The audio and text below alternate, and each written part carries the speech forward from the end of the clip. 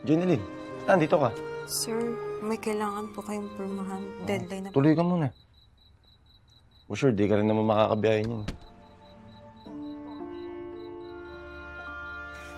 Ay, oops. Cerita film kali ini dibuka dengan memperlihatkan seorang wanita cantik dan seksoi bernama Jeneline. Jeneline ini adalah seorang sekretaris di sebuah perusahaan konstruksi bahan bangunan. Tugasnya pun tak cuma menjadi asisten bosnya, tapi lebih dari itu. Jeneline juga dipercaya oleh bosnya yang bernama Christian untuk mengawasi transaksi dan laporan semua pengiriman material bangunan.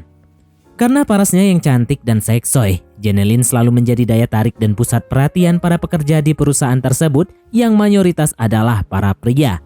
Namun siapa sangka Jeneline rupanya memanfaatkan kecantikannya tersebut untuk kepentingan pribadinya. Jeneline kerap kali menyogok para pekerja terutama satpam yang bertugas jaga di perusahaan tersebut untuk melancarkan aksinya menggelapkan material bangunan.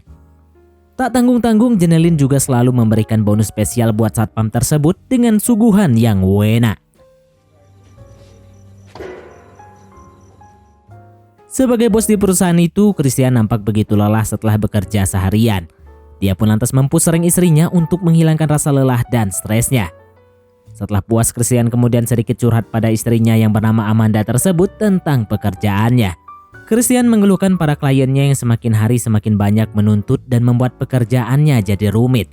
Namun rupanya respon Amanda biasa saja, seolah tak peduli dengan keluh kesah suaminya. Dia tampak bersikap dingin dan cuma fokus dengan handphonenya saja. Sementara pria ini adalah Richard, saudara sekaligus partner bisnis Christian dalam menjalankan perusahaan konstruksi tersebut. Hari itu setelah mengecek data laporan material perusahaan, Richard merasa ada kejanggalan dan ketidaksesuaian antara stok pemasukan dan pengeluaran material di lapangan. Dia pun lantas langsung menanyakan hal tersebut pada Jeneline, sekretaris yang bertugas untuk itu. Namun di sana tampak Jeneline berusaha menutupi fakta yang terjadi dan bersikap seolah-olah tidak tahu menahu tentang hal tersebut. Karena tak ingin nama baik perusahaannya tercoreng, dengan tegas Christian pun lantas meminta penjelasan lebih detail dari Jeneline. Karena bagaimanapun itu adalah tugas dan tanggung jawab Jeneline sebagai pengawas material perusahaan. Namun tak disangka, Jeneline malah menuduh kalau itu adalah kesalahan si satpam. Dia menuduh kemungkinan material-material itu dicuri saat satpam tersebut lengah selepas jam kerja. Meskipun menilai penjelasan Jeneline itu ada benarnya, namun sekali lagi dengan tegas Christian tetap memarahi bawahannya tersebut. Dia bahkan menyuruh Jeneline untuk resign saja jika tidak ada niat untuk bekerja. Sikap keras Christian ini sebenarnya bukanlah emosinya semata, melainkan bentuk unek-unek karena sedang pusing dengan masalah rumah tangganya juga. Terlebih saat ini, istrinya mulai bersikap dingin dan tak mau memperdulikan dirinya. Lebih dari itu, Christian juga bilang pada Richard kalau dia menilai istrinya sekarang sudah mulai bersifat materialistis dan cuma mementingkan dirinya sendiri.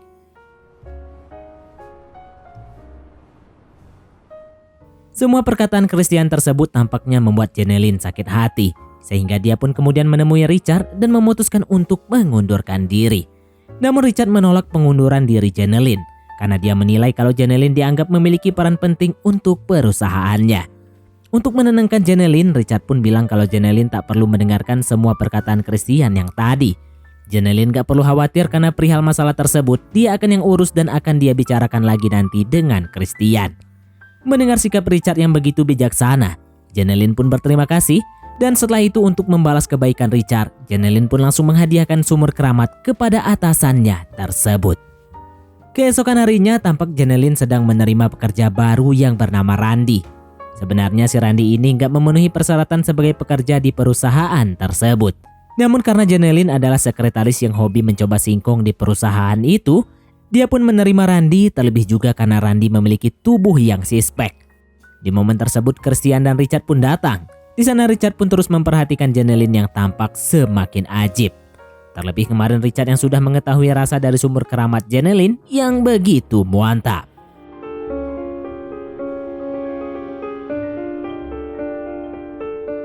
Sikap keduanya yang seperti itu tampaknya mulai menarik perhatian Christian, apalagi Jeneline mulai memberikan kode buat Christian. Alhasil pandangan akal Jeneline tersebut ternyata membuat Christian kesemsem dan menjadikannya sebagai bahan dikala istrinya enggak mau diajak bermain. Sementara Janelin sendiri justru berhayal sendirian di kamar mandi, memikirkan Randy si pekerja baru yang memiliki tubuh kekar tersebut. Di saat lagi asik-asiknya berimajinasi, tiba-tiba Richard masuk dan langsung membantu Janelin merealisasikan hayalannya itu. Namun tak disangka suara aneh dari kamar mandi itu nggak sengaja didengar oleh Christian dari luar. Dan setelah permainan itu selesai, Christian pun kemudian mengingatkan saudaranya tersebut agar dia lebih berhati-hati dan jangan bermain sembarangan di kantor mereka. Karena Christian gak ingin nama baik perusahaan mereka tercoreng cuma gara-gara ada sumur gratisan di sana. Good afternoon, sir. Kamusta yung mga dit? Sementara kepada Janelin, Christian kembali menegaskan agar dia selalu menjaga etikanya kepada bos-bos mereka dalam bekerja. Tak lama kemudian, tiba-tiba Amanda, istrinya Christian, datang berkunjung ke kantor. Meskipun sempat merasa salah paham karena melihat suaminya berduaan dengan sekretarisnya di jam kerja. Namun Christian bisa menjelaskan kalau itu tidak seperti apa yang dipikirkan oleh Amanda. Ganun ba? Oh, Okay lang. Hindi naman importante yun. Setelah itu terlihat Randy menemui Janelin untuk meminta uang gajinya. Tapi Janelin bilang kalau dia perlu memotong uang gajinya Randy. Randy pun sempat bingung dan menanyakan kenapa Janelin memotong gajinya. Janelin pun menjelaskan ternyata itu cuma candaannya saja. Yang ada Janelin malah memancing Randy mengambil sendiri gajinya yang dia selipkan di buah semongkonya. Naluri lelaki pun langsung berontak sehingga dia pun enggak menyia-nyiakan hidangan gratis dari sekretaris seksoi tersebut. Sementara di sisi lain adegan yang sama juga sedang dilakukan Christian bersama istrinya. Namun sayangnya Christian lagi-lagi harus menelan kekecewaan karena Amanda memutuskan menghentikan permainan dan lebih memilih mementingkan acara pesta bersama teman-temannya. Usai bersenang-senang dengan Randy, malam itu Janelin kemudian mengajak Randy menjadi komplotannya untuk melakukan penggelapan dan menjual material bangunan perusahaan.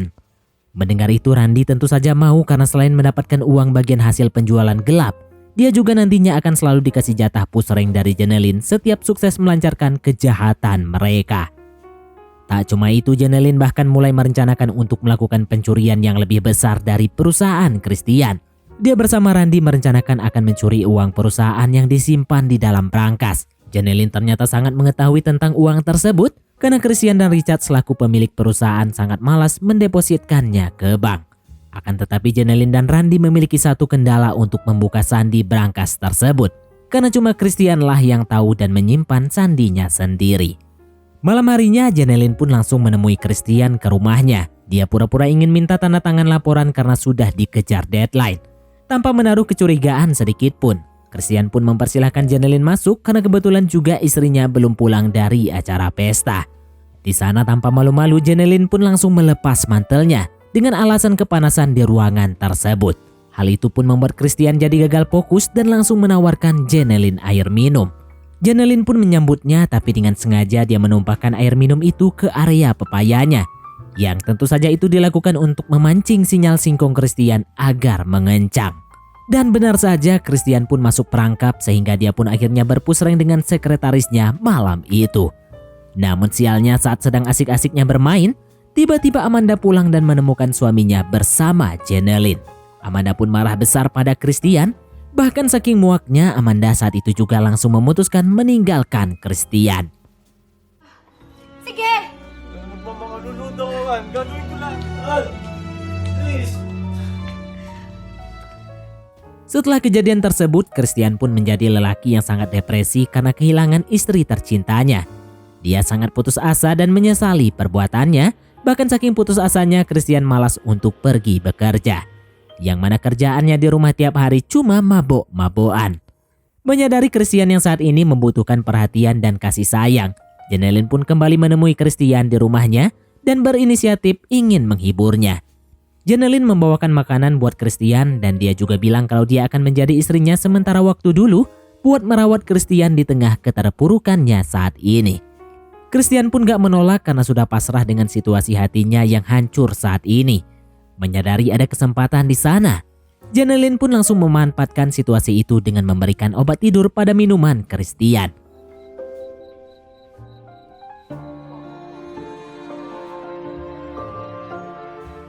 Alhasil setelah puas menikmati perpusrengan, Christian pun tertidur pulas di atas sofa. Dan kesempatan itu akhirnya dimanfaatkan oleh Jeneline untuk mencuri sandi berangkas yang disimpan Christian pada dompetnya.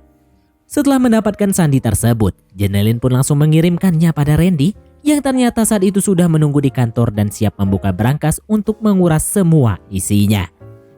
Seperti yang sudah disampaikan sebelumnya, rencana ini sudah direncanakan Jeneline dan Randy dalam beberapa hari sebelumnya. Mereka bahkan sudah banyak menjual material konstruksi perusahaan setiap harinya yang membuat Christian dan Richard rugi besar. Dan setiap habis melakukan kejahatan, Jeneline dan Randy pun selalu menutupnya dengan berpusreng di gudang perusahaan. Setelah mengambil dompet serta handphonenya Christian, Jeneline pun langsung pergi selanjutnya menuju ke kantor untuk menemui Randy. Namun sialnya sesampainya di sana, Randy ternyata telah mengkhianati Jeneline. Di sana Jeneline tak mendapati Randy. Yang ada dia hanya mendapati isi berangkas sudah kosong dibawa kabur oleh Randy. Sementara itu di sisi lain Richard akhirnya datang dan langsung membangunkan Christian yang tak sadarkan diri. Dia kemudian menanyakan apa yang sudah terjadi dan kenapa Christian selalu menolak panggilan teleponnya. Disinilah Christian akhirnya baru sadar kalau handphone dan dompetnya hilang dibawa kabur oleh Jeneline. Menyadari hal itu bersama Richard, Christian pun bergegas menuju ke kantornya untuk menghentikan Jeneline. Sementara di sana Jeneline yang sudah mulai panik terus berusaha menelpon Randy tanpa menghiraukan kedatangan dua bosnya yang ada di sana. Dengan sangat emosi Richard kemudian memarahi Jeneline, tapi sialnya Richard justru kena serangan dari Jeneline. Melihat saudaranya tergeletak tak sadarkan diri setelah dihantam oleh Jeneline, Christian pun lantas menelpon polisi untuk meminta bantuan menangkap Jeneline yang kabur. Sementara itu Jeneline masih saja berusaha menelpon dan mencari keberadaan Randy sambil berteriak-teriak menangis. Disinilah mungkin Jeneline merasa sudah seperti orang gila karena merasa dikhianati oleh Randy. Kini semua usaha dan perjuangannya sebagai seorang pencuri lenyap begitu saja karena terlalu cepat percaya dengan orang yang baru dia kenal. Jeneline menganggap kalau Randy adalah orang yang sangat mencintainya, padahal faktanya tidak sama sekali. Randy tidak lebih hanyalah seorang penipu dan maling yang sama seperti Jeneline. Di bagian akhir cerita, Christian bersama beberapa polisi pun berhasil menemukan dan menangkap Jeneline. Sosok maling dan penipu yang selama ini hanya berkedok menjadi sekretaris di perusahaannya.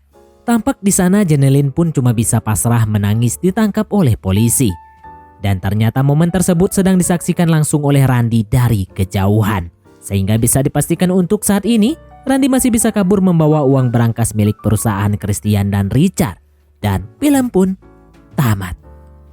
Oke baiklah, mungkin sampai di sini saja teman-teman untuk alur cerita film kita kali ini. Terima kasih buat teman-teman yang telah mengikuti alur cerita film ini sampai selesai. Sekian dari Mimin, sampai jumpa di konten berikutnya.